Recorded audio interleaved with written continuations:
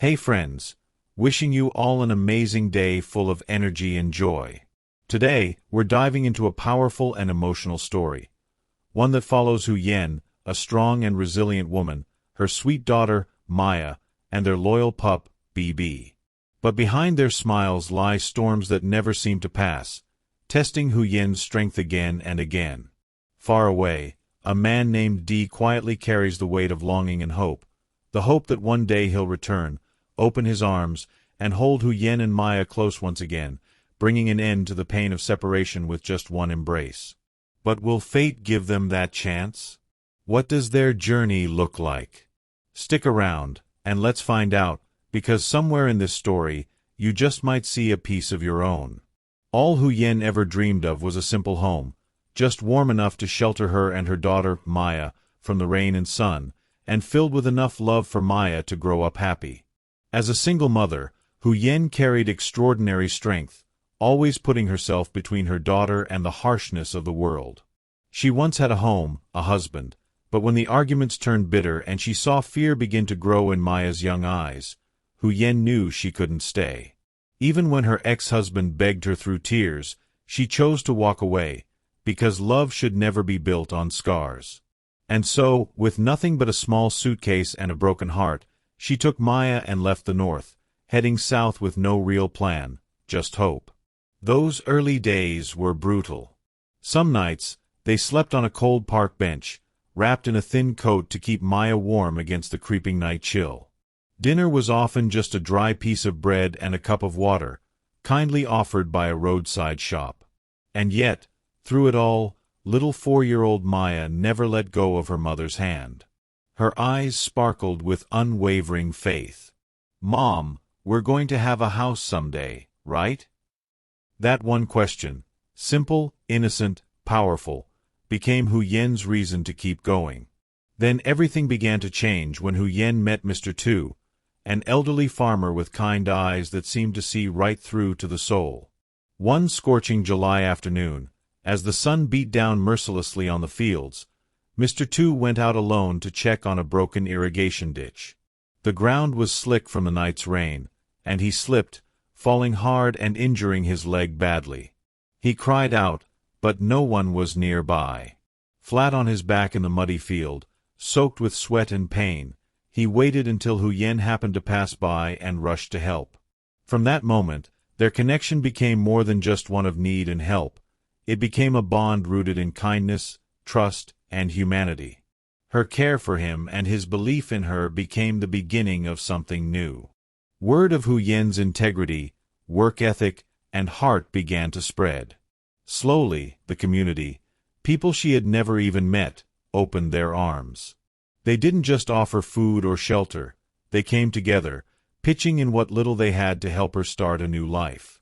With their support, Hu Yen was gifted a small piece of land at the edge of the village.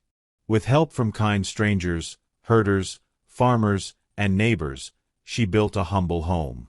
It wasn't big, it wasn't fancy, but it was theirs. And in that little house, every giggle from Maya was a slice of happiness.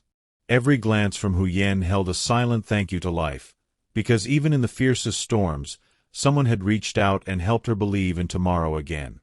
D, a quiet but kind man, had a brief but beautiful chapter in his life with Hu Yen and their little daughter, Maya. They weren't rich, but their days were filled with warmth.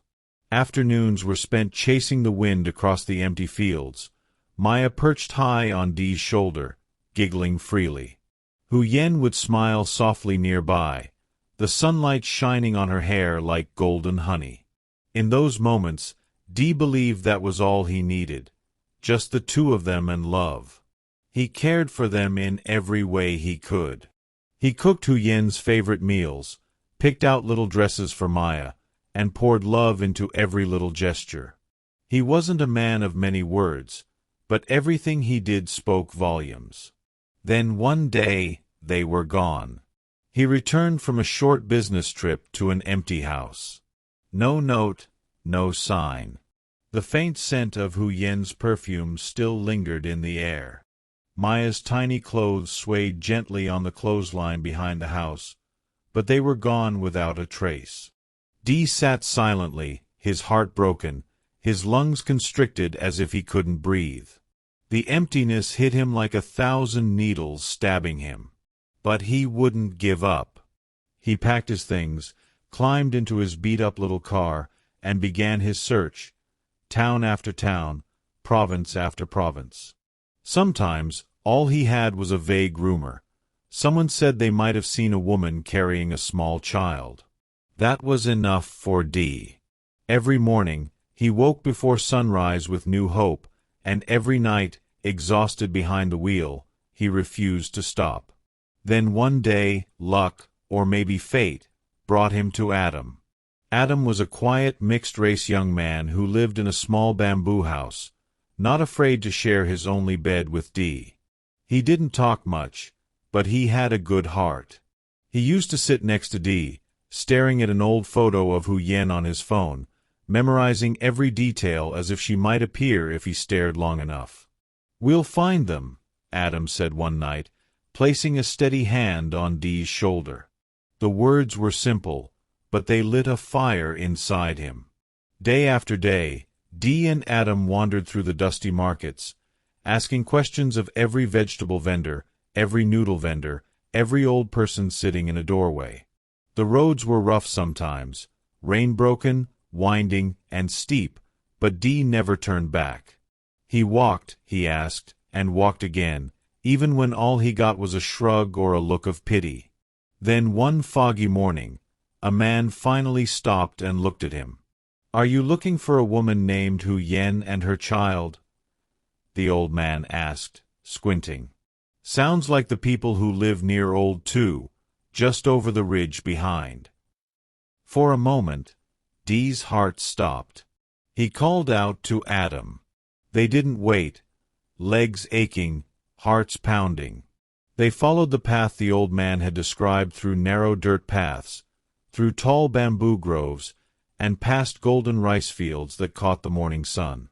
At the end of the path, hidden in the quiet of the village, was a modest little house with a tin roof and a starfruit tree growing out front.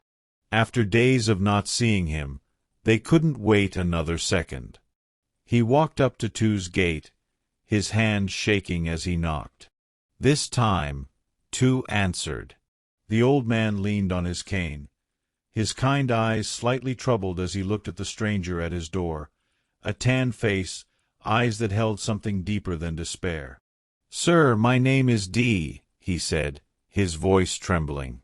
"I'm looking for Hu Yen and her daughter. Please, do you know them?" Mr. Tu looked at him for a long moment, reading his heart like an open book. Then, slowly, he smiled. "I know them," he said warmly. "They live just beyond that hill. Take the path behind the buffalo pen. Turn left at the big red silk tree. It's not far." Dee didn't even say thank you. His feet were gone before his mind could catch up. Adam called after him, but Dee didn't hear. His shoes were caked with mud, but he didn't care. His heart was pounding so hard it drowned out everything else. Halfway up the hill, a breeze blew through the air, carrying the sweet scent of grapefruit flowers. Dee crouched behind a tree, eyes looking ahead. There it was, a small house roofed with palm leaves, light smoke curling from the chimney, a simple garden, a few vegetables, a banana tree. Peaceful, beautiful, but no one was there. Hu Yen and Maya had gone outside. He stood still, arms hanging down, holding his breath. So close, but not yet. And so he waited for that moment, that joy, the reunion his heart had been chasing for so long. He would not give up, not now, not ever.